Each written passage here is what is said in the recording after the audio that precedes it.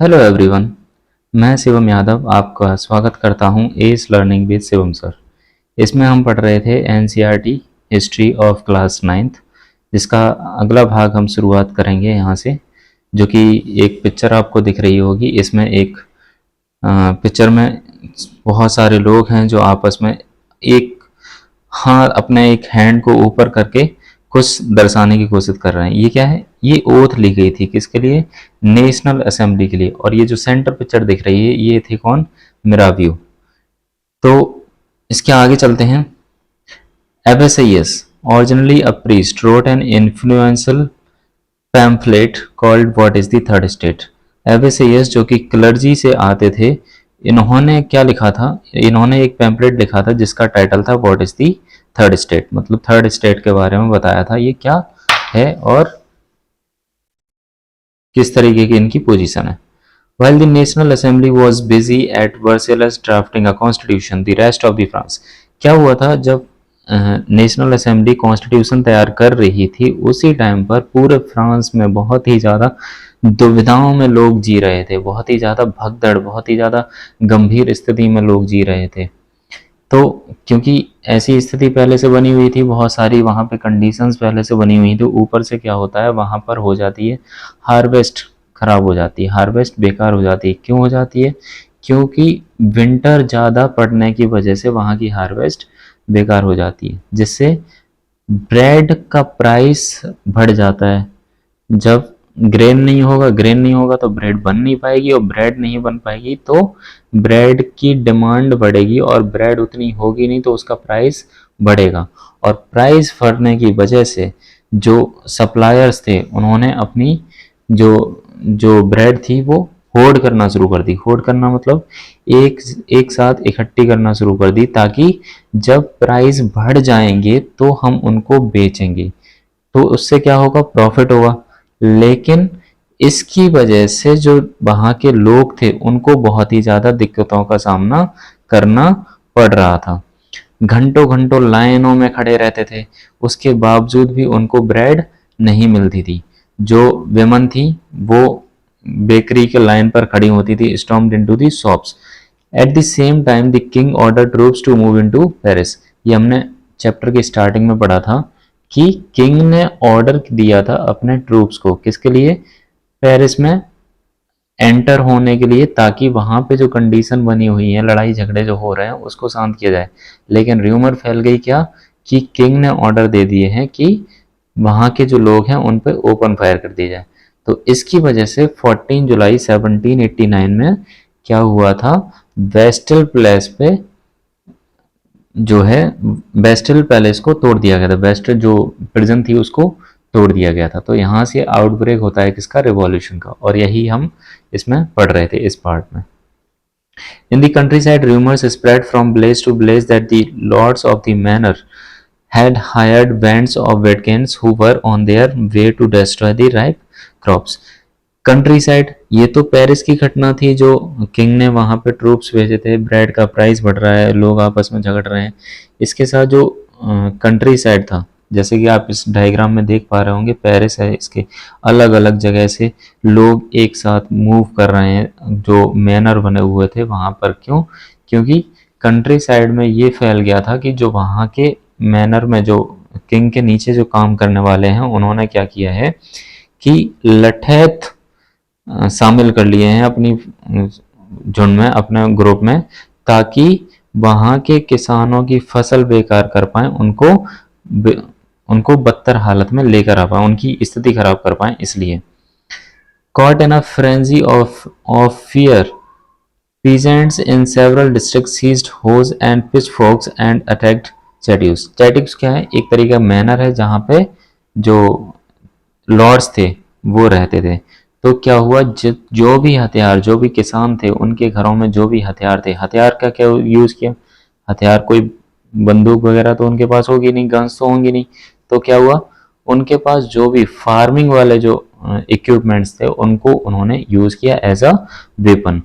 तो उन्होंने उसको हथियार बनाया और चैट्यूक्स पे अटैक कर दिया। They looted hoarded grain and burned down documents containing records of manorial dues. A large number of nobles fled from their homes, many of them migrating to neighboring countries. जब फार्मर्स ने वहाँ पे वहाँ के जो peasants थे उन्होंने attack किया मैनर पे, वहाँ के लॉर्ड्स पे, तो जो मैनर थे, मैनर के अंदर जो होर्डेड ग्रेन रखे हुए थे उनको उन्होंने जब्त कर लिया, उनको उन्होंने ले लिया। और इसके बाद जो वहाँ पे जो डॉक्यूमेंट थे, जो ज़मीनी डॉक्यूमेंट थे या फिर कोई भी ऐसे डॉक्यूमेंट जिसकी वजह से किसानों को, वहाँ के पीजेंट्स को कोई भी टैक्स वगैरह पे करना पड़ता था या फिर इंटरेस्ट वगैरह पे करना पड़ता था, जो लोन ले लेते हैं उनको इंटरेस्ट पे करना पड़ता है, तो क्या होता है, रिकॉर्डेड होते हैं। तो रिकॉर्डेड भी जो डॉक्यूमेंट्स थे वो मैनर में रखे हुए थे, तो उनको उन्होंने जला दिया और जो भी होर्डेड ग्रेन थे उनको उन्होंने जब्त कर लिया, ले लिया। और इस स्थिति को देखते हुए जो वहाँ के लॉर्ड्स थे उन्होंने वहाँ से भागना ज़्यादा उचित समझा, और भागकर वो या तो जो नेबरिंग कंट्रीज थे, जो आसपास के देश थे, वहाँ पर जाके छुप गए, या फिर उन्होंने अपना घर बार सब कुछ छोड़ दिया। सब कुछ छोड़ छाड़ के वो अपना एक तरीके से अपना सब कुछ भूल गए। क्यों? क्योंकि हमको अपनी जान बचानी होती है तो फिर हम ये नहीं देखते हमारे पीछे क्या धन दौलत है क्या नहीं है, तो बस जान बचानी थी, तो वो उन्होंने घर बार सबको छोड़ दिया और कहाँ पहुँचे, आसपास के जो देश थे वहाँ पर पहुँचे। Faced with the power of his revolting subjects, Louis XVI finally accorded recognition of the National Assembly and established the principle that his powers would from now on be checked via Constitution. इसके बाद क्या हुआ, जो ये सारी घटनाएं जो हो रही थी उसको देखते हुए किंग लुइस 16 जो था वो आखिरकार डरा, उसके अंदर एक डर आया कि अभी भी अगर मैं नहीं रुका तो कल को ये जो आसपास जो जितनी भी घटनाएं हो रही हैं, जो भी अटैक हो रहे हैं पीजेंट्स वगैरह के, वो कल को मेरे तक पहुंच सकते हैं, तो उससे पहले ही कुछ ऐसा स्टेप उठा लिया जाए जिससे वो शांत हो जाए। तो उनको शांत करने के लिए इसने क्या किया, उनको शांत करने के लिए इसने किया कि जो कॉन्स्टिट्यूशन बनाने की डिमांड हो रही थी उसको इसने एक्सेप्ट कर लिया।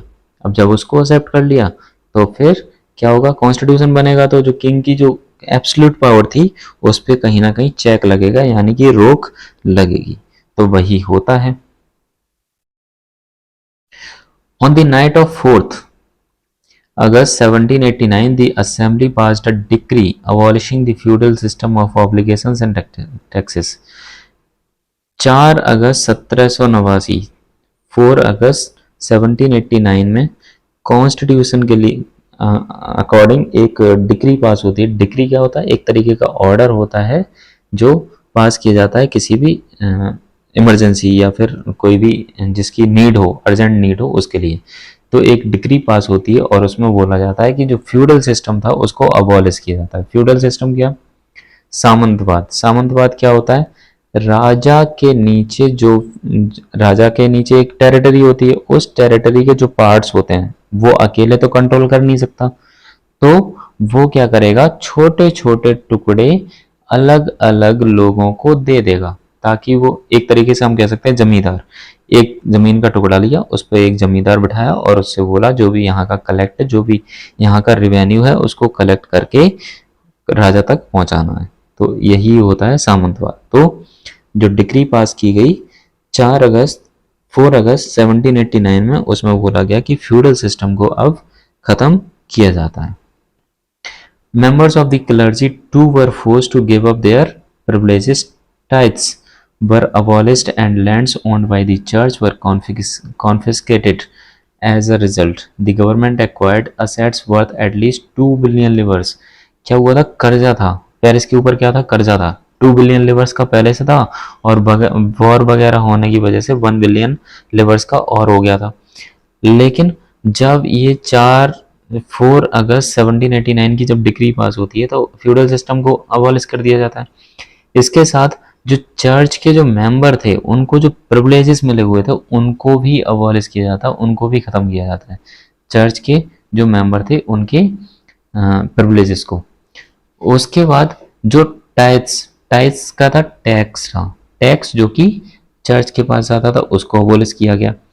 और जो चर्च के जो क्लर्जी लोग थे, क्लर्जी को लोगों ने जो अपने अंडर में लैंड होल्ड कर रखी थी उसको भी जब्त कर लिया गया, कॉन्फिस्केटेड कर लिया गया, और उसके बाद जो इससे फायदा होता है, इन असेट्स से जो फायदा होता है, वो फायदा होता है किंग को कितने का, 2 बिलियन लिवर का। गवर्नमेंट को कितने का फायदा होता है, 2 बिलियन लिवर का। और 2 बिलियन लिवर का फायदा मतलब जो कि एक बहुत बड़ा कर्जा था, उतना ये असेट्स वहां पे अपने अंदर ले लेते हैं, अपने पास कर लेते हैं। इसके आगे देखेंगे, France becomes constitutional monarchy. Constitutional monarchy मतलब अभी तक हमने क्या पढ़ा, जो राजा का रूल था वो एब्सोल्यूट रूल था। मतलब एब्सोल्यूट रूल का मतलब मोनार्की सिस्टम था, जो भी राजा बोलेगा वो वहां की फाइनल ऑर्डर होगा, यानी कि फाइनल लॉ होगा, एक तरीके से लॉ बन जाएगा जो राजा बोलेगा, जो किंग बोलेगा। लेकिन अब से ऐसा नहीं होगा। अब मोनार्की तो होगी, यानी कि किंग और क्वीन तो होंगे, लेकिन वहां पे जो मोनार्की चलेगी वो अकॉर्डिंग टू कॉन्स्टिट्यूशन चलेगी, इसीलिए उसको बोला गया France becomes a constitutional monarchy. The national assembly completed the draft of the constitution in 1791। जो नेशनल असेंबली कॉन्स्टिट्यूशन बनाना शुरू किया था 1789 में, उसको कंप्लीट होते होते 2 साल लग जाते हैं, और वो कंप्लीट होता है कब, 1791 में। Its main objective was to limit the powers of the monarch. Monarch की जो पावर होती है उसको लिमिट करने का जो मेन ऑब्जेक्टिव था वही यहाँ पे रखा जाता है।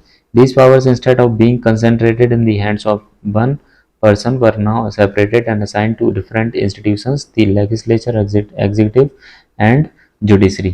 जैसा कि हमने पहले पढ़ा है, इससे पहले पार्ट्स में पढ़ा है कि जो 3 थिंकर्स थे उनमें से एक की थ्योरी क्या थी कि जो स्टेट है उसकी पावर्स को डिवाइड कर दिया जाए 3 पार्ट्स में। कौन सी, लेजिस्लेचर, एग्जीक्यूटिव एंड जुडिशरी। तो जब कॉन्स्टिट्यूशन बन के तैयार हो जाता है तो इसकी जो पावर्स होती हैं वो एक हैंड में ना रह के, मतलब किंग और क्वीन के हैंड में ना हो करके पावर्स को सेपरेट कर दिया जाता है 3 पार्ट्स में, legislature, executive and judiciary. Legislature क्या करता है, लेजिस्लेचर लॉज को बनाता है। एग्जीक्यूटिव क्या करता है, एग्जीक्यूटिव लॉज को इम्प्लीमेंट कराता है। और जुडिशरी, अगर कोई लॉ फॉलो नहीं हो रहा है अकॉर्डिंग टू देयर रूल्स, तो उसको जो फॉलो नहीं कर रहा है उसको पनिश करने का काम किसका होता है, जुडिशरी का होता है। This made France a constitutional monarchy. और यहाँ से बन जाती है कॉन्स्टिट्यूशनल मोनार्की, कहाँ पे, फ्रांस के अंदर। लेकिन अभी भी कुछ खामियां थी। ये जो पूरा सब कुछ हुआ था वो किसके लिए हुआ था, ताकि वहाँ पे जो स्मॉल पीजेंट्स हैं, जो पुअर टाइप के जो पीजेंट्स हैं, उनको फ़ायदा मिल सके, उनके लिए कुछ अच्छा हो सके। नो डाउट कॉन्स्टिट्यूशन बना है तो सबके लिए कुछ ना कुछ अच्छा होगा, लेकिन जो लो ग्रुप था उनके लिए अभी भी अच्छा नहीं था। कैसे, आगे बढ़ेंगे। तो ये जो कॉन्स्टिट्यूशन बनता है इसमें वोटिंग सिस्टम कैसे रखा गया। पैसिव सिटीजन्स, पैसिव सिटीजन्स वो सिटीजन्स थे जिनको वोटिंग का अधिकार नहीं दिया गया, राइट टू वोट जिनको नहीं दिया गया। No voting rights. About 3 million man, women, children and youth below 25। ऐसे 3 मिलियन लोग थे जो, जिसमें पुरुष थे, महिलाएं थीं, चिल्ड्रन थे, और जिनकी 25 साल से कम उम्र होगी वो वोट नहीं कर सकते थे, तो इनको बोला गया पैसिव सिटीजन्स। एक्टिव सिटीजन्स कौन थे, एंटाइटल टू वोट, जो वोट दे सकते थे उनको बोला गया एक्टिव सिटीजन्स। अब जो वोट दे सकते थे वो थे 4 मिलियन लोग। अब 4 मिलियन, 28 मिलियन में से 4 मिलियन ऐसे लोग थे जो वोट डाल सकते थे। 28 मिलियन में से 4 मिलियन ऐसे लोग थे जो वोट डाल सकते थे। यानी कि इसमें कौन थे, विमेन होंगे नहीं, आउट कर दिए गए हैं पहले ही, चिल्ड्रन होंगे नहीं, बिलो 25 ईयर होंगे नहीं, और कुछ मैन भी नहीं होंगे। कौन से मैन नहीं होंगे, जो कि टैक्स पे नहीं कर रहे हैं वो मैन नहीं होंगे, या फिर जिसके पास प्रॉपर्टी नहीं है। यानी कि अभी भी कॉन्स्टिट्यूशन बनने के बाद भी जो पावर्स आई हैं वो कहीं ना कहीं किसके पास आई हैं, जो कि ऑलरेडी वेल्थी हैं या फिर प्रॉस्परस हैं, उनके पास पावर्स आई हैं, तो उनको बोला गया है एक्टिव सिटीजन्स। 4 मिलियन में से 50,000 मैन इलेक्ट होते थे, वो इलेक्ट होते थे, उनको बोला जाता था इलेक्टर्स। 50,000 मैन को बोला जाता था इलेक्टर्स। अब ये 50,000 मैन क्या करेंगे, 745 मेंबर्स को चुनेंगे, ऐसे 745 मेंबर्स जो कि नेशनल असेंबली बनाएंगे, और यही नेशनल असेंबली कंट्रोल करेगी किसको, मिनिस्टर्स को और किंग को।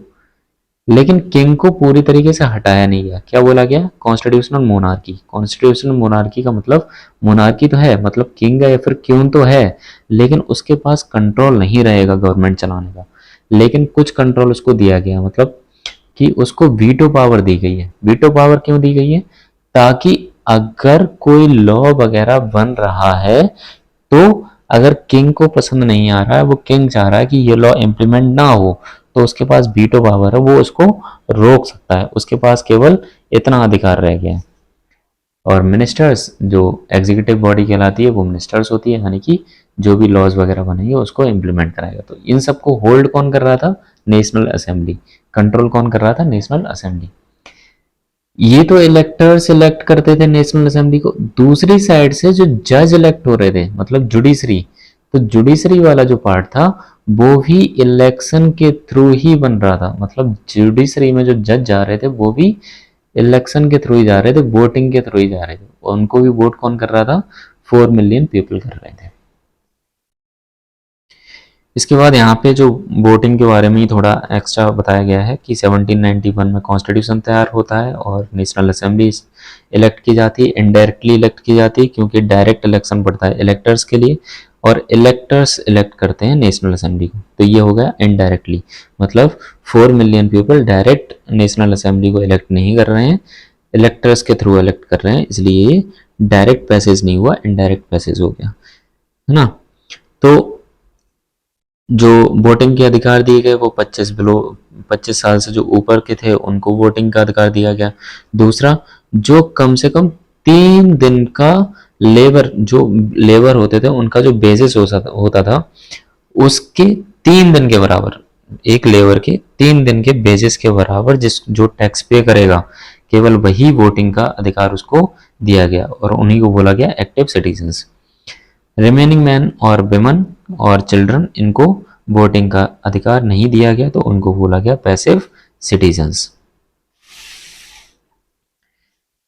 ये जो पिक्चर हमको दिख रही है ये है डिक्लेरेशन ऑफ द कॉन्स्टिट्यूशन, मतलब कॉन्स्टिट्यूशन का एक फ्रेम तैयार किया गया, जैसे हमने अपने इंडियन कॉन्स्टिट्यूशन में देखते हैं, तो उसमें हम देखते हैं प्रियम्बल, तो ये प्रियम्बल की तरह एक आइडेंटिटी की तरह है, और इसमें बहुत सारे सिंबल्स का अलग अलग तरीके से यूज़ किया गया, उनके सिंबल्स का क्या मतलब है उसको बताया गया।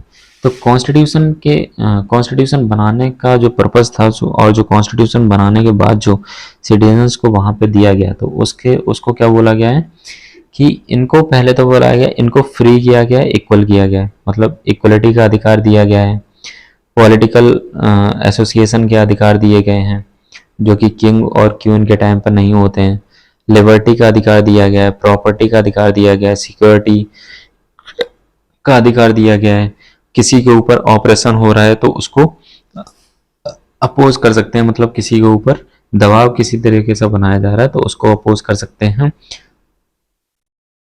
ठीक है।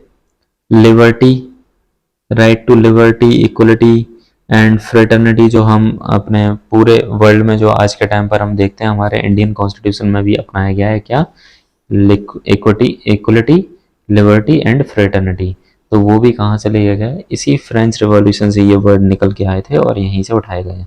तो ये जो फ्रांस का कॉन्स्टिट्यूशन था इसमें भी ये बातें रखी गई हैं। तो ये इसकी टेबल है कि जो भी राइट्स हैं मैन और सिटीजन्स के, जो भी राइट्स हैं उनको यहाँ पे एक कॉलम में दिया गया है। इसके साथ एक रिवॉल्यूशनरी थे जर्नलिस्ट, इनका नाम था जीन पॉल मराट। ये क्या कहते हैं, ये कहने की कोशिश करते हैं कि जो कॉन्स्टिट्यूशन तैयार हुआ है, कॉन्स्टिट्यूशन में एक्चुअली में जो कॉन्स्टिट्यूशन जो बनाया गया था वो किसके लिए बनाया गया था, क्योंकि राजा और रानी की वजह से वहाँ पे जो जनता थी वो बुरी तरीके से परेशान हो चुकी थी उनके ऑर्डर से, उनके जो शासन था उनकी वजह से, उनका जो शासन था वो कैसा था, निरंकुश था, उनके ऊपर कोई भी दबाव नहीं था वो कुछ करने के लिए। तो वो क्या करते थे, सिटीजन्स के बारे में ना सोच के अपने हिसाब से डिसीजन लेते थे। तो ये जो जीन पॉल मराट है ये कहने की कोशिश कर रहे हैं एक न्यूज़पेपर में जिसका नाम है Lammy do people, the friend of the people, English में इसको बोला गया the friend of the people. तो इसमें ये बताने की कोशिश करते हैं जो कॉन्स्टिट्यूशन तैयार हुआ है इसका जो टास्क था वो क्या था, लोगों को रिप्रेजेंट करना। कौन से लोगों को, जो पुअर और ऑपरेसिव हैं उनको। लेकिन इसके अपोज में हो क्या रहा है, जो जो पावर्स हैं, जो राइट दिए गए हैं वो किसको दिए गए हैं, रिच पीपल को।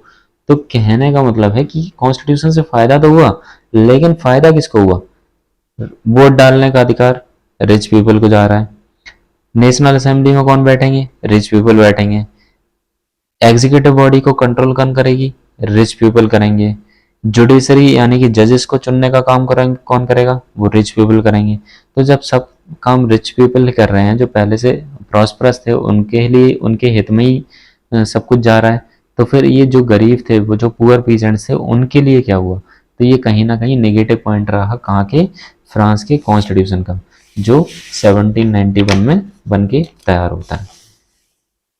ये कुछ पिक्चर्स हैं जिसमें जो कॉन्स्टिट्यूशन बनाया गया था उसका जो फ्रेम था उसमें ये पिक्चर्स डाली गई थी। तो इनका मतलब क्या है, ब्रोकन चेन बताती है जो भी स्लेव्स थे उनको आज़ादी का मौका मिला है, यानी कि चेन टूट गई है। गुलामी कैसे होती है, जो चेन होती है वो बांध डालते हैं तो वो क्या हो गया, एक तरीके से गुलाम हो गया, बंद हो गया, कैद हो गया। तो वो जब चेन टूट जाएगी तो वो आज़ाद हो जाएगा।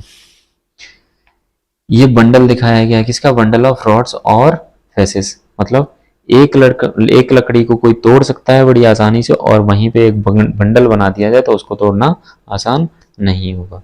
तो यहाँ पे इक्वलिटी को, स्ट्रेंथ को दिखाया गया, किसकी, यूनिटी को। मतलब एक साथ जब लोग आएंगे तो उनकी स्ट्रेंथ ज़्यादा होगी, उसको कोई तोड़ नहीं सकता। The I with in a triangle radiating light, इसका मतलब क्या है, ये जो आसपास की जो लाइट है ये नॉलेज को दर्शा रही है। ये किसको दर्शा रही है, नॉलेज को दर्शा रही है। अच्छा सॉरी, जो क्लाउड्स ऑफ इग्नोरेंस, मतलब जो जिसको छोड़ा जा सकता है, जिसको जो आय है वो दर्शा रही है कि हम किसी भी चीज़ को इग्नोर नहीं करेंगे। अगर हमारे सामने कोई चीज़ गलत हो रही है तो हम उसको इग्नोर नहीं करेंगे, चाहे वो कुछ भी हो, कुछ भी हो। और जो आसपास की जो रेडिएटिंग लाइट है ये दर्शा रही है वहाँ के नॉलेज को। Sceptre, sceptre symbol of royal power, मतलब रॉयल पावर को ख़त्म नहीं किया गया कॉन्स्टिट्यूशन में, उसको भी एक दर्जा दिया गया है। तो ये सेप्टर जो है वो किसको दिखा रहा है, रॉयल पावर को। Snake biting is tail to form a ring, ये जो स्नेक है इसमें बहुत ही अच्छे ढंग से बताया गया कि जो हमारी लाइफ है वो एक सर्कल है, कभी भी ख़त्म ना होने वाली, ना कोई उसका स्टार्टिंग पॉइंट है ना ही कोई एंड पॉइंट है। रेड फ्रिजियन कैप, ये दर्शाता है cap born by a slave upon becoming free, जो स्लेव वहाँ के थे वो जब फ्री हो जाते हैं तो वो ये कैप पहनते थे, तो ये फ्रीडम को दर्शाता है। ब्लू वाइट रेड, ये क्या है, नेशनल कलर। जो फ्रांस था, फ्रांस का जो नेशनल कलर है वो 3 पार्ट्स में डिवाइड है, ट्राई कलर है, क्या, ब्लू वाइट और रेड, उसको दर्शाती है ये। विंग्स वेमन, ये क्या दर्शाती है, personification of the law, law को दर्शाने वाली कौन है, विंग्स वेमन। द लॉ टैबलेट, ये जो 2 टैबलेट दिख रही हैं टैबलेट की तरह, इनको क्या बताया गया, लॉ टैबलेट बताया गया। The law is the same for all and all are equal before law, before it, मतलब जो लॉ है वो सबके लिए सेम है, चाहे अमीर हो चाहे गरीब हो, और जो इम्प्लीमेंट होगा, जो लॉ लगाया जाएगा वो भी सबके लिए इक्वल लगाया जाएगा। तो इस पार्ट को हम यहीं पे ख़त्म करते हैं। आई होप आप सबको बहुत अच्छे से समझ आया होगा। अगर आपको कोई डाउट है तो आप मुझे कमेंट, थैंक यू।